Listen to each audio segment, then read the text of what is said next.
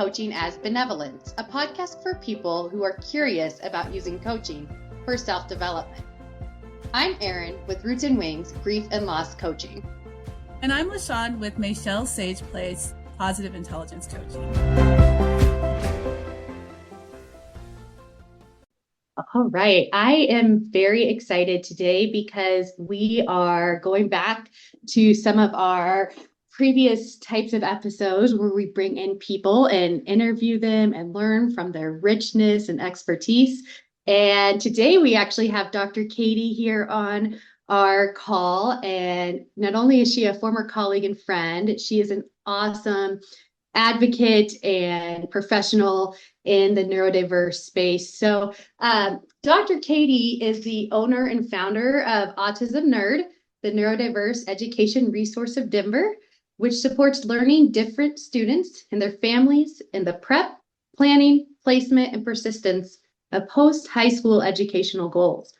After 20 years of employment at 5 different types of colleges and a PhD in higher education leadership, she was inspired by parenting her 2 neurodiverse children, including serving as their IEP advocate in her local public schools.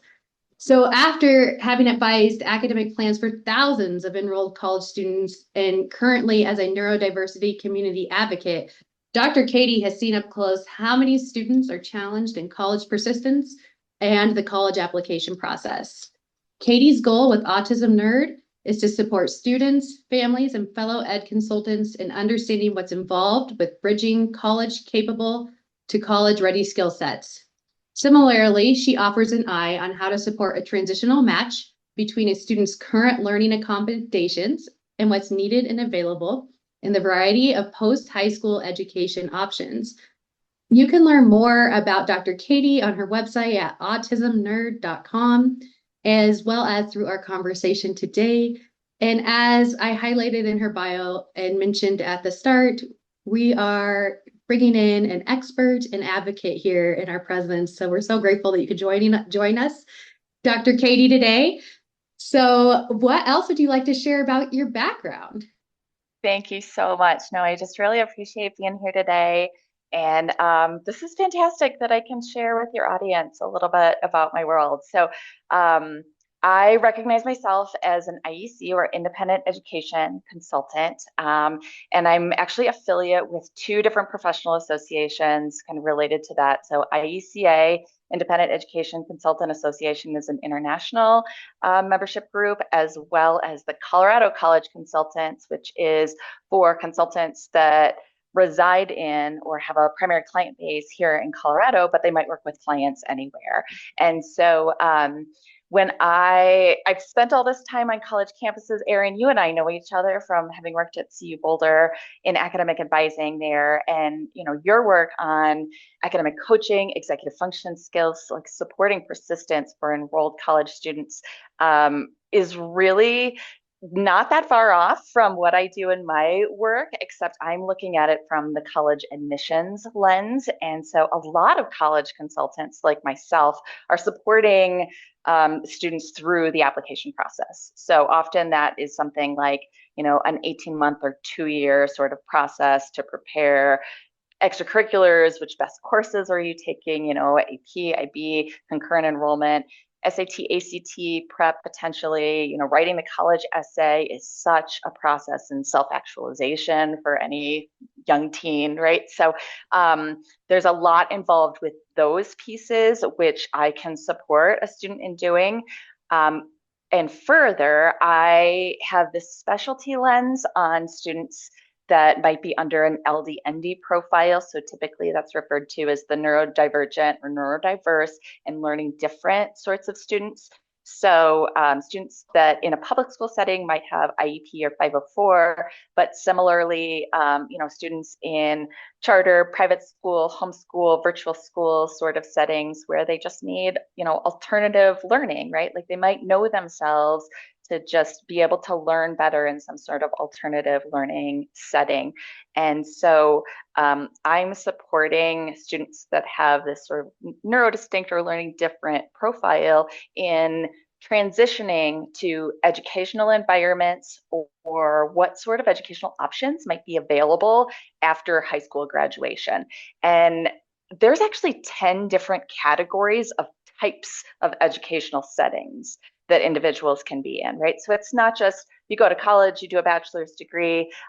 Certainly within those 10 categories, not only the bachelor's degree, but a community college, trade school, technical school, but there are 10 total categories like that as far as, independent living or apprenticeship that folks might be able to get into. So I support navigation of all those options. So I spend a lot of time just like knowing what the community options are, but also what are the community resources that might be paired onto or partner with someone that might choose community college. They don't necessarily have an academic coaching program, or sometimes it's referred to as fee-for-service programs within certain embedded within a college model. But might there be community resources that might additionally be able to support that student through persistence of whatever their final educational goal is? So that is another way that I distinguish myself in the educational consulting world, is that a lot of ed consultants might focus on the admissions process or planning placement where a student might attend. But I add a fourth P, which is persistence, and the goal is graduation, right? And I actually distinguish that there are pretty different skill sets that are essential between, finishing high school and transitioning to a bachelor's granting sort of college, and what is actually going to be necessary to be successful en route all the way to college graduation, which, Eryn, is how you and I know each other, because we've done a lot of work in that arena. So that's the nutshell of kind of the type of work I do. And then Autism Nerd, the name of my business, or Neurodiverse Education Resources of Denver. It's a little bit tongue-in-cheek as well, but it's actually research-based, because one of the primary indicators for persistence, like how is someone going to be able to best support themselves in making it through to college graduation and transition to independent life and beyond, is if they're able to recognize and have the self-awareness of, this is what my diagnostic name is, or like, this is what I know myself to be. And so a family that works with me typically comes to me because not only do they know they need learning accommodations, but they recognize that they have this ND-LD component, oftentimes autism. I'm just very active in that community. So to name my business kind of with recognizing both the empowerment of being able for a team to be able to say, this is who I am and this is what I need, and also just to embrace and empower the families that need this type of support and resource that I offer, is really what led to the inception of starting my business. That is so great to hear what you're doing, especially coming from like a personal standpoint. I have neurodivergent children, and we've been actually pretty lucky with the support that we've gotten in terms of like an individual education program. And my daughter has a 504.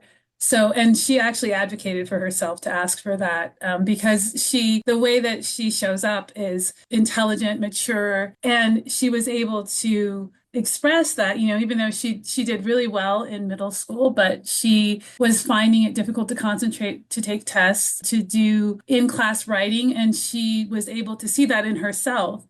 So when she transitioned from middle school to high school, she said, Mom and Dad, I need this. I'm a really good student and I'm in this tech program, so I really need this extra support. So she actually advocated for herself and talked to a teacher, and we got that process going. But I also work in nonprofit, and I've had situations where children who have learning differences are not as supported as we've seen with my kids. And to know that there is a resource out there for families, especially because I think that's so important, to be able to support the family, to support the parents and the guardians when they are wanting the best for their children and don't have the tools because we did not go through traditional schooling, knowing, first of all, that there are learning differences. And second of all, how do we navigate the school system when there are needs that need to be met that aren't traditionally met? It's just so great to know that you have this resource. And I feel really grateful that Eryn and I can have you on our podcast so that our listeners can know about this resource. It's so important. Yeah, absolutely. Well, L'Shawn, thank you for sharing your own family's journey. And I just want to highlight, like,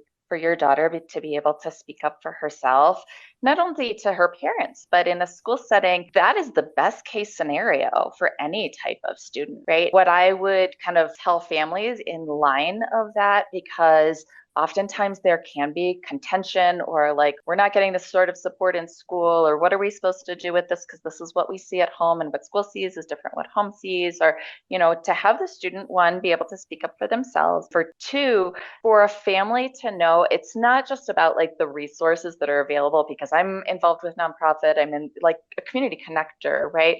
But also just to be able for families to say, like, I don't know what I don't know, but I want my kid to be happy. Or how do I make sense of all these different things? Or how do we find our right place? And I have seen a lot of families that come out thriving, but it's 2 steps forward, 3 steps back in some cases, right? Like, there are a lot of fantastic resources and services, but just being open and receptive to finding a way to make sense of it all, because there can be so much. But truly, for a student to be able to say for themselves, this is what I need and this is what I know of myself, that is the best possible first step of being able to make sense of all of the options. So, in light of that, what I bring to the table with a family is I kind of do an initial evaluation process, and we can talk a little bit about that like as we go. But it's also, for me, I mean, I feel like my responsibility, like my asset, is that I know a lot of different programs from the inside. And so if I do an initial evaluative process, and let's say it's a student that really could have the potential to thrive at a place like Colorado School of Mines or a CU Boulder, right? But they just need a little extra community boost, or they just need a little extra, right, of something. Like, I would want that for them, because I want them to make the most of what are the resources already at their fingertips. What are the free services that they might already be getting in the school system that they're at? But I also make it a point of knowing what are the fully one-stop shop, holistic wraparound resources for the family that's amenable to that, but we can't have all these different sorts of places. Or what is that specialty college that might be located, wherever, that is intentionally built, that college built to have that holistic wraparound support. So with all of that, like, in addition to the student being able to speak up for themselves or communicate, right? I don't want to put it completely on speaking up, because I recognize apraxia as a dynamic of neurodistinctness as well. So communicate in a variety of different modalities, but to be open and trusting and working with someone like myself, that I do have the student's best interest in mind, because the expectations management piece and getting the family on the same page in what they can expect out of an experience in that transition process. What can they expect in a college? What should they not expect in a certain type of college? What can they expect in, maybe an add-on executive function coach or something like that from the community? But maybe when do they truly need those kind of added level services that a college might offer in-house, right? Like those sorts of things. And trusting that I have the best interest, that, I'm going to put 3 to 5 options in front of you. But the reason I put those 3 to 5 options is because I truly believe you need that level of support, or you need that right sort of thing. I would say that I'm so glad to hear, and thank you for sharing your personal kind of story. And I'm glad to hear that your daughter is in a place where she can do that for herself, and for like broadly for, your listeners, and for anyone that might be in consideration of either hiring or working with, coach or consultant. These individuals are educated and are experts for the reason that they are. And that's why they're making the suggestion and putting that in front of you. So I think that's significant for your audience. As you were talking, it made me wonder more about your story and like how you got to where you're at. So I'd like to know a little bit more about how you got to where you're at with your business specifically, and how you have been able to know the ins and outs of some of these organizations you mentioned, as well as know the breadth of the collegiate landscape, because that's a lot to hold, a lot of knowledge, a lot of information, to be able to distill that down in meaningful ways for your students that you're working with. So I'd love to hear more on that side, and then we can talk a little bit more on your personal side too. But let's start there. Yeah. So, I mean, as far as starting my business came from a place of like, I just dove in with 2 feet. It's not that I like knew how to swim first, right? Like, I just happened to be in a life circumstance that, and this was like the 6 months before COVID. And so it was one of those things where like I had 2 young children. So when COVID hit, my kids were 2 and 7.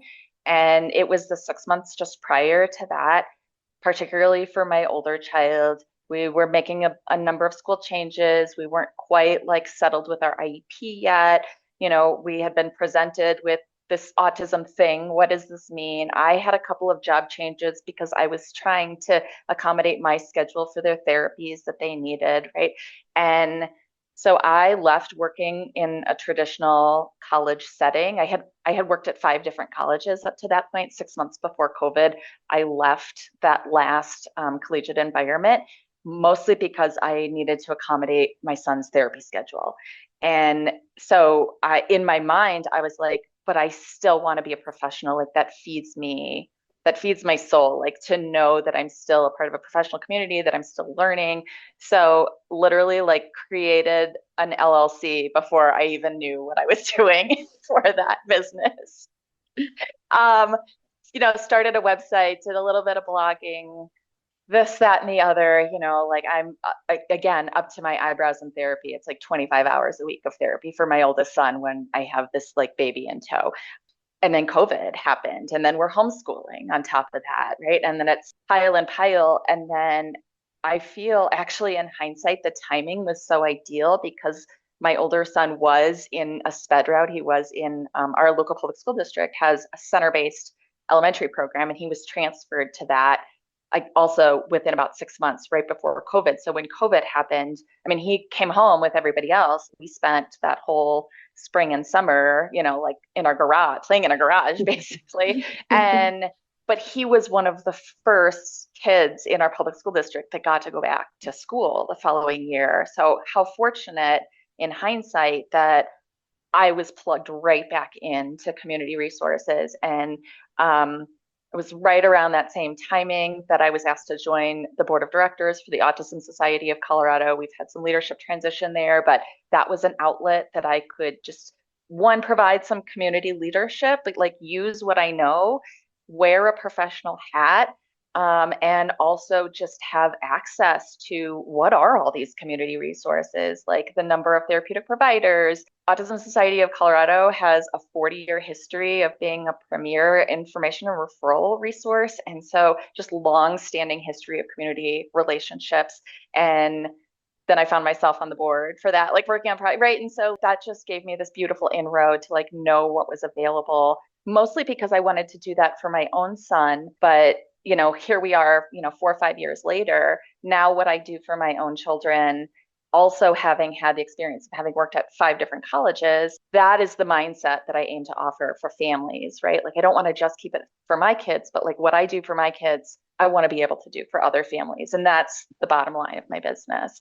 Fast forward, I guess, another year, I was on Amazon just looking for like book referrals, frankly, and how random that I have a lot of textbooks in my library, go figure, but it came up this book it's called A Student of Colleges, the IEC Guidebook. It's like how to create an IEC business was a recommended read, my Amazon books. And, immediately I got this book, found out that the person that wrote the book is a grandfather of this industry, of this field, was one of the founders for IECA, was one of the founders for Colorado College Consultants, lives in Denver, still practices, right? And so I've since had a chance to meet the author of this book, and I've gotten plugged into these fantastic professional communities. They're not the only ones for ed consultants, so I do want to add that caveat.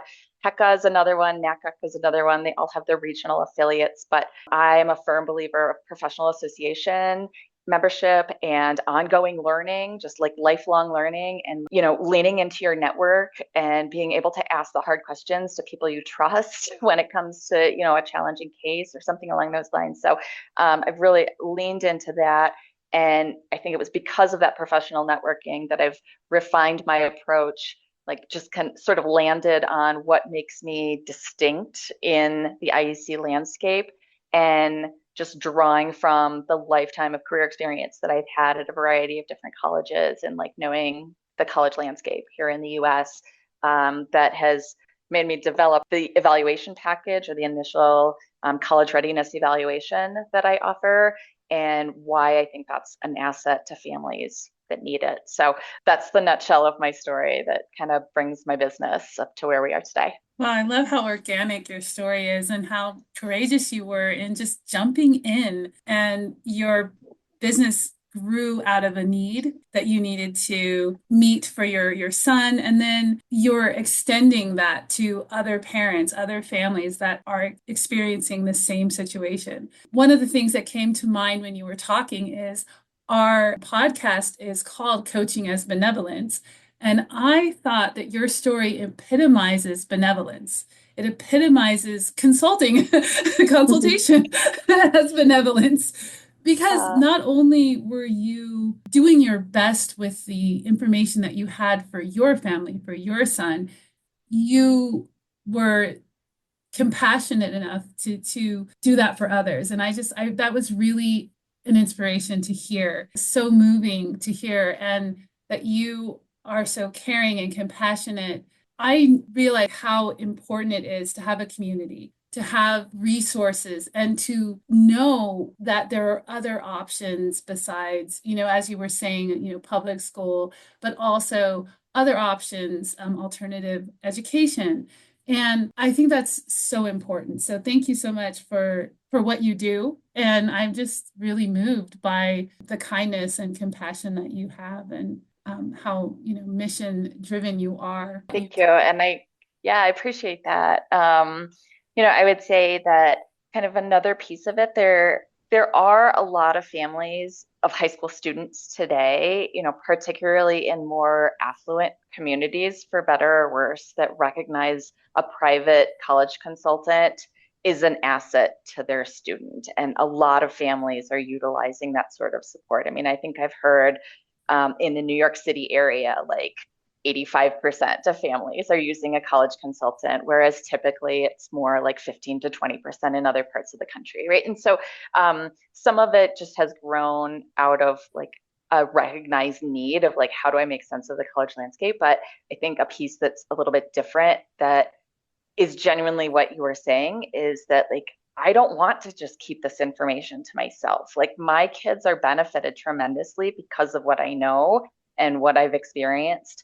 And I want to be able to support other families the way that I would want to be supported the same way. With that, it's a little bit of a slippery slope, because I think there's a lot of parents out there that will interview, however many college consultants, and every college consultant can they set up their business their own way, right? Like, they do it a little bit differently. And there has to be a match and understanding between what the student's real abilities and needs are with what the parent recognizes and the direction that they're going. And then also the type of consultant that's able to meet those needs and manage the potential difference of expectation between the student and the parent too, right? And so, yes, I want to do for others what I would do for myself, but managing expectations, I think, is first and foremost when it comes to that, because I have been interviewed by a number of families and prospective clients, and they might choose to go elsewhere. They might choose, like, their needs are different, or there have been clients that I've started working with that, the mom is realistic, but maybe dad is less so, or what I see for the student's needs initially is actually like, I see something really different 6 months down the line, and so being trusted effectively as the expert, I think, is one of the ways that families or my clients get the most and get the best benefit out of me as an asset, that they trust my expertise,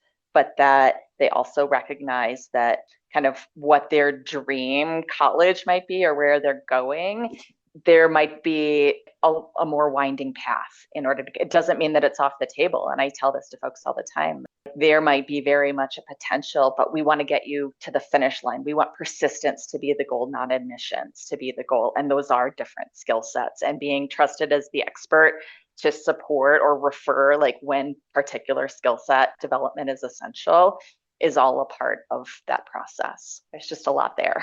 Yeah.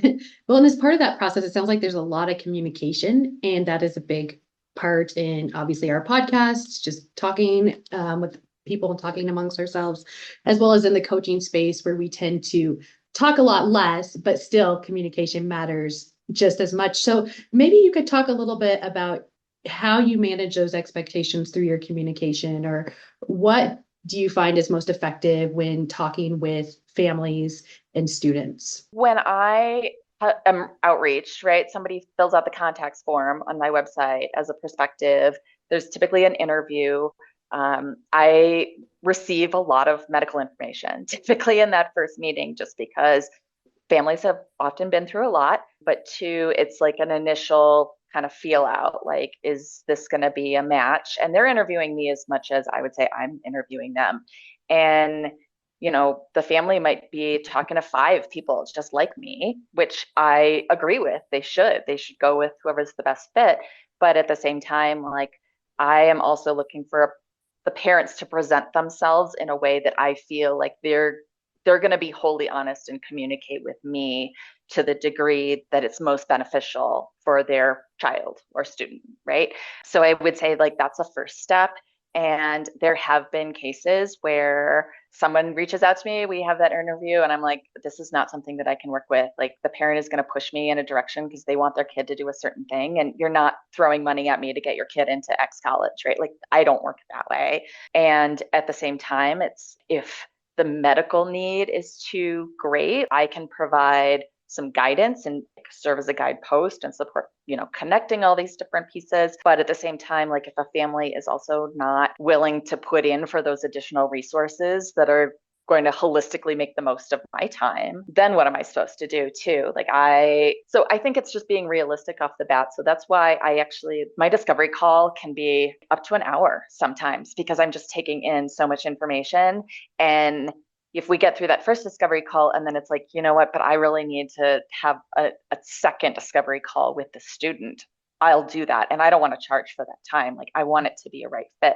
So then I move into, if it is, we move ahead. Here's my contract. I have an e-sign platform, initial retainer, and I kind of bill out for 5 hours at a time. So sometimes ed consultants will have a large retainer, or you'll do it in like 2 or 3 chunks over like a 2-year period. I don't want someone to continue with me for that long if it's not a good match either, right? Or if the family gets to a point where they realize, like, whoa, independent living is not as close as we thought it was going to be, or we really need to wrangle up this executive function and we only have so many resources. We need to have a true, measurable, goal-oriented executive function program before we can even think about college. Like, I rather those resources for that family go there.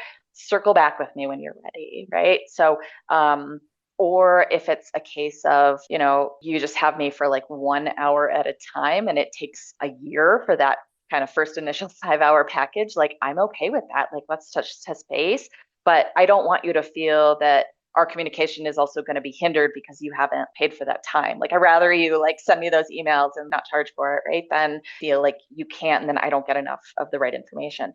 But in context of that communication piece, I have what I call my 2+5 college readiness package. And something that I do that I think is really unique in the ed consulting space is that part of that initial 5-hour, if as much as possible, we can at least allocate 2 hours of that to an in-person meeting. I'm really able to see that student kind of in their natural environment. And it's a different kind of communication in person versus virtual. I will stand by that all day. And most ed consultants, I mean, I think the research that came out last year was even since COVID, most college consultants moved to a virtual only model. And even today, it's like 95% of folks are, they've created their curriculum and they're delivering it online entirely. Whereas in my readiness package, like I am looking at these kind of 2+5 dynamics and giving my recommendation on each of those 7 categories. And the first one is the documentation. So that first hour, like right after the contract, the next thing the family sends me is your documentation. You got your IEP, your 504, your neuropsych eval, you did a summer program and you got a report out of it. Like I want to see all of that. And then hours 2 and 3, I'll make a home visit and actually see that student in their natural environment. And I believe that gives an opportunity to jumpstart my recommendations. And that sets the roadmap. That gives me a sense of what we're really working with. And all the ones that I've done to date have been really positive.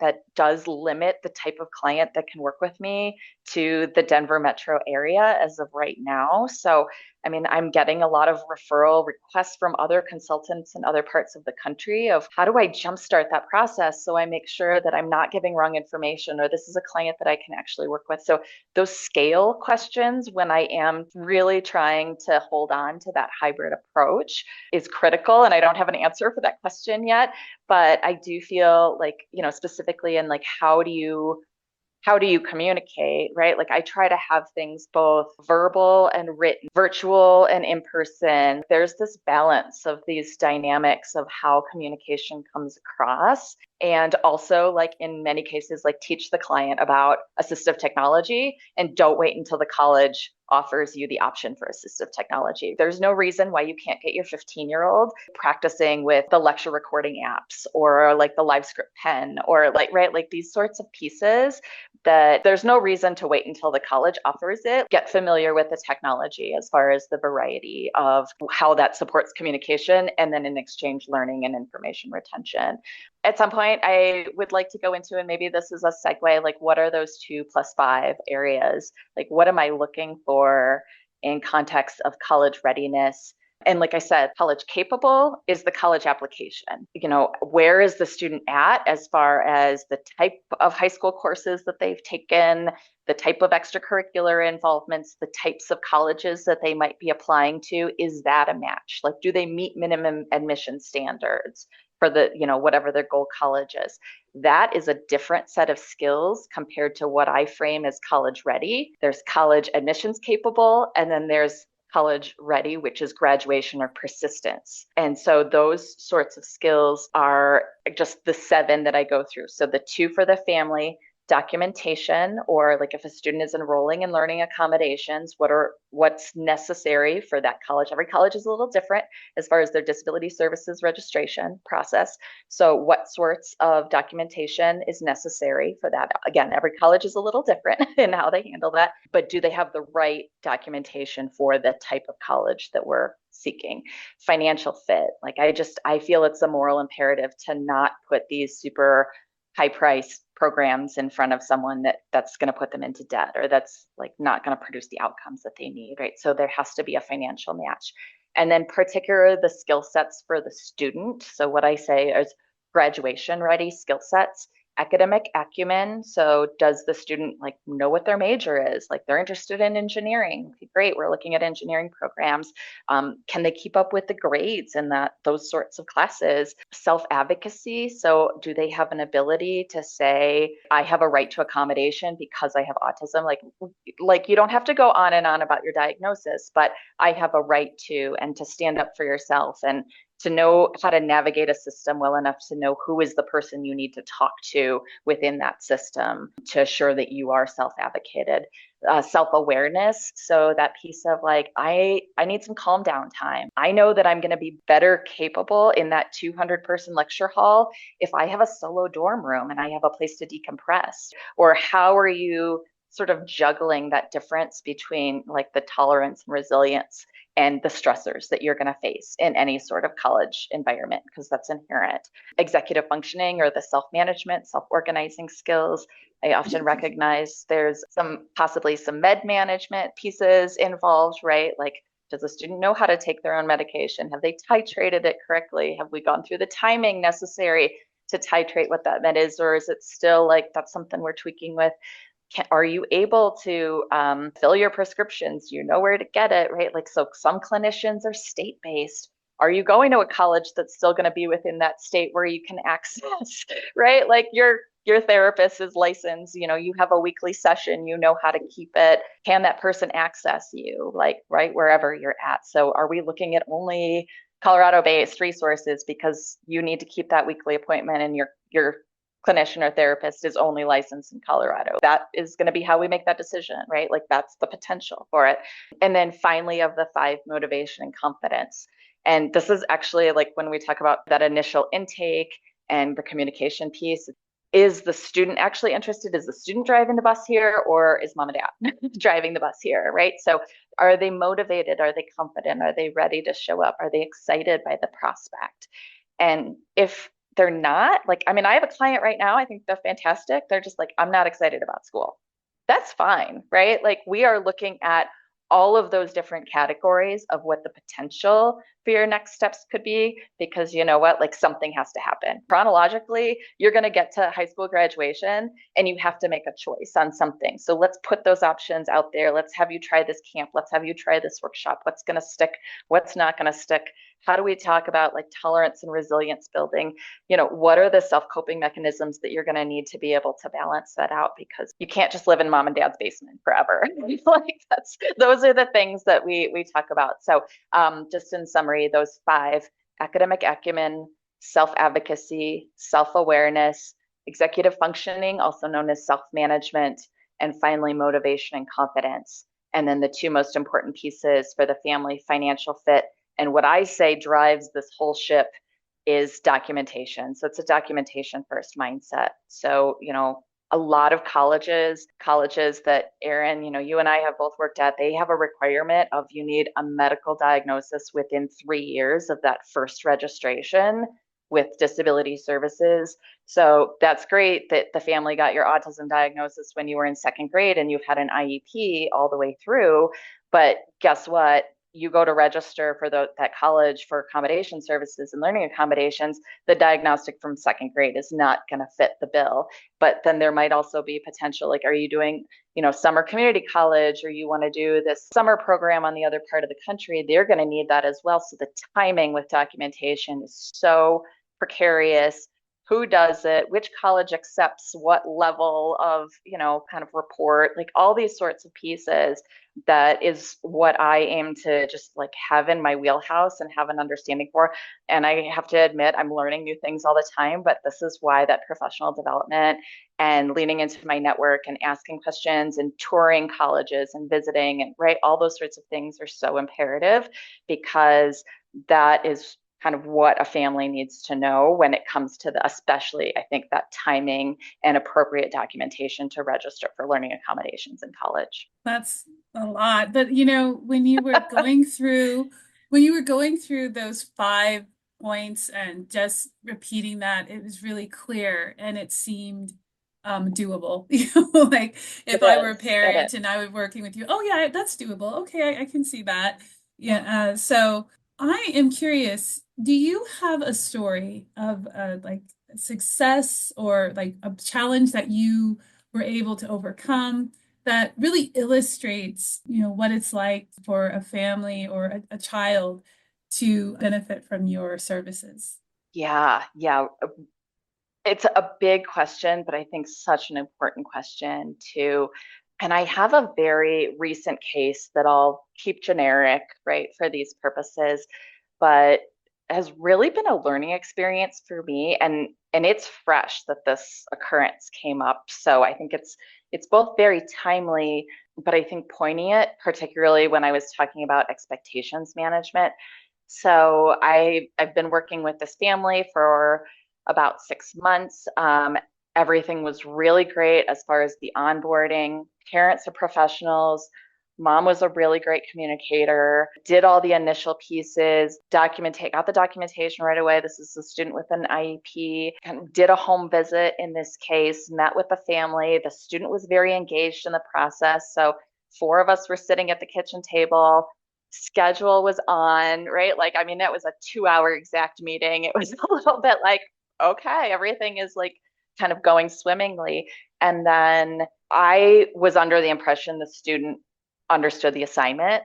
And yet we started in July working on the essay component of it. What I saw in this case was the student had a lot of support, but they also had strong abilities. But there were some social components that were going to be their biggest inhibitor, at least in the admissions process, right? Like, who are you in context of your community is a big question in college admissions, particularly for those more highly selective. They're typically called like low yield, right? Like the Ivies are going to have your less than 5% is their yield rate. And that's actually how they get prioritized in the US News and World Report as far as like best colleges, right? And that's a little bit of a misnomer. And I don't want people to get too caught up in that. But it is something that parents see and students, they think about. And so this student had kind of engineering, math, STEM inclination, great, but the social skills, especially in context of needing to work in a team environment, and engineering schools just require team. That's the bottom line. And so I had shared with this family, I was like, I think that we could easily go to their first choice, but we got to work on a 3-year timeline here because they're graduating from high school. This was a senior, but we need a couple of years to work on those social skills. And I have some great recommendations. I've got some EF kind of pieces that I think can be measurable, and we can really like kind of work towards that. But for whatever reason, it was in the student's mindset that they were only going to be applying to their top choice colleges this fall. And yet we couldn't even make progress. I mean, this was like 3 or 4 appointments where they couldn't make progress on the essay component of it. And that's when it came as a little bit of a surprise to me. But at the same time, it's in my contract language that if this isn't working, like, let's go our separate ways, right? Like, I will refund that portion of your retainer. Like, we're just going to make a clean break out of it. And that's actually what ended up happening, because the mom was able to see that the student just couldn't understand the assignment of what is a college admissions essay, and that it needs to be personal, and that there was some social skill development that needed to happen. And if we're going to be spending all this energy, like just looking at these certain types of colleges, especially during senior year where there's all these other pieces, they're planning on taking their SAT for a second time, they're taking some AP classes, like that's fantastic. But the chances of admission for those lower yield colleges when they don't have the social skills or social component, like, it just reduced their chances significantly. And so then it was like, well, what are we spending this time on? And what are we like kind of building the stress up for? Because my priority is stress mitigation and reducing stress in that process. Whereas like, then it just became a fight of like, why can't we get over this? That's why, like, I felt confident in my approach and my recommendation and why I had said the things that I had said. And ultimately, like, the student wasn't amenable to continuing the relationship because they didn't like what I had to say. They didn't like it was 3-year timeline instead of, I'm going to do what I want to do. And yeah, it's going to be stressful, but stress be damned. And I'm going to crash and burn anyway, right? Like, I didn't want that for them, but that's not what they wanted to hear. So, I mean, I think what I would hope that would illustrate is that, like, when I'm working with someone, if we can't get on the same page as far as expectation, and I think we try, like, that was multiple hours, like, just over this one piece, like, we just couldn't get on the same page about it. I would have been welcome. Save your retainer, come back to me in 6 months, right? Like, family, figure it out. You hit your next guidepost. You reach out to me when you're ready. We're going to figure it out at that point. But, they needed to do what they needed to do, and I'm going to be okay with that. So it was a challenge, but I think to me, it's a lesson learned that my contract language is the way it is for a reason. And, I want folks to be able to utilize me as they need it and for the expert that I am, but I need to be trusted, and I need to be a guidepost. I don't have a magic wand. I can't, like, get you into Yale. You're just not going to be a candidate for, whatever it is. I don't have a magic wand in that way either. So I trust what I know. I trust my lane. I feel like I'm capable at referring when I know that it's not or like, if I know a family only has so many resources, like I want to spread those around as much as possible. But I also know that like I need to be trusted as the expert and I have confidence in my expertise. And yeah, for me, that's the bottom line. And I think that really highlights your professionalism and your vulnerability to share that example here with us, with our listeners. I think is so invaluable and so important because not only is it about the honesty piece, but also having confidence in the work that you do, knowing that you're the expert. And that can be really challenging sometimes, especially for female entrepreneurs. So I wanted to highlight that piece that came up because I think it's such a testament to that and an example of that. And I think this is a good segue into our coaching nuggets of wisdom. At the end of each episode, we provide a coaching nugget of wisdom, each of us. And then that concludes our episode. Before we do that, is there anything else you want to share?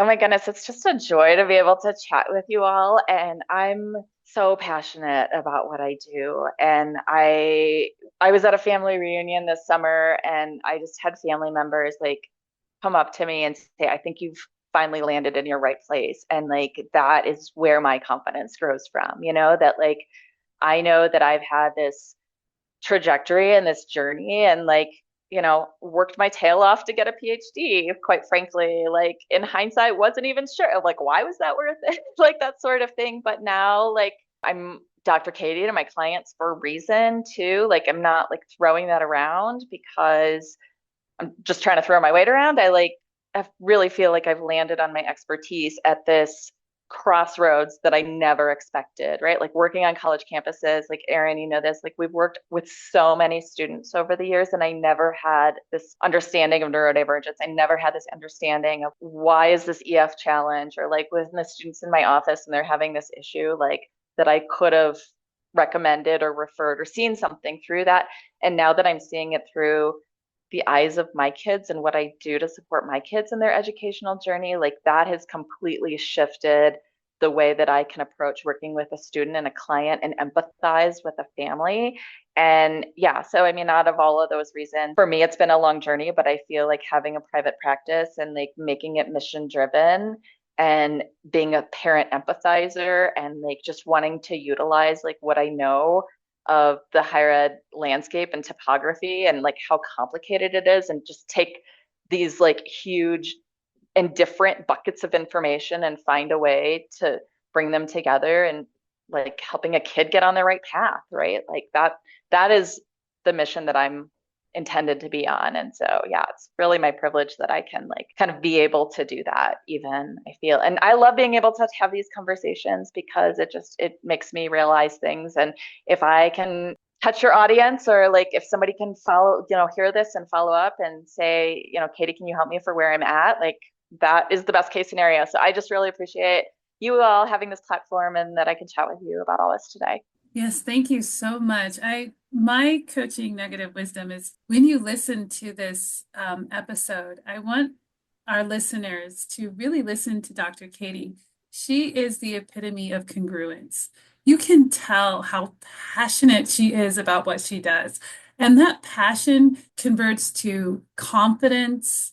My coaching nugget of wisdom would be, how can you also be congruent in your passion and your mission and your purpose in life, just like Dr. Katie. And Dr. Katie, thank you so much for your wisdom, for your knowledge, for your kindness, and for the clarity that you have offered to parents out there who have children who are navigating the education system, not just people who have neurodifferences, but even people who don't. I think this is very valuable. So thank you so much. And I'll share my nugget of wisdom is that we all need collaborators. We all need thought partners. We all need help in various aspects of our life. And part of that is seeking the right help and trying things on, as Katie mentioned. And so I want to highlight just one more thing from Dr. Katie about the way that she provides help is so thoughtful with the 7 factors and the extensive evaluation process she uses.